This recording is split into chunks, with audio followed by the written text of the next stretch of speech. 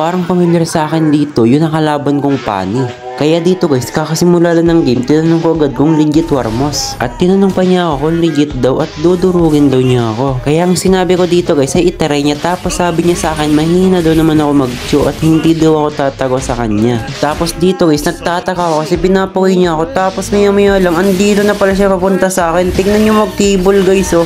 Grabe palong-palo, parang di naubusan ng energy. Grabe mag-table, unliable talaga boy. Naka-cheat yan. Kaya napasabi nila ako dito, grabe palo mag-Pani. At dito guys, tingnan nyo, palong-palo mag-cable. Akala ko siya na yung mapipitas pa, pero ako pa yung napitas niya. Naka-cheat ata to guys, di naubusan ng energy. Tapos sabi niya dito, magtago na daw ako kasi hindi daw ako tatago sa kanya. At dito guys, magkilala sana ako sa milane. Ang kaso nga lang, tingnan na tong Pani. Andito at grabe palong-palo, walang tao sa'yo boy.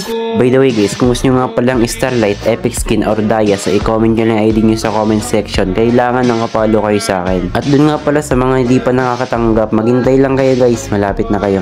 Dito guys, nag-chat siya sa akin ng watch at hindi ko alam yung gagawin niya. Tapos maya lang, eto yung ginawa niya sa akin. Natawa ako kasi siya ba yung namatay, gagayain pa niya yung ginagawa ko ha. Kaya inasar ko siya dito, ang sabi ko, pahiya.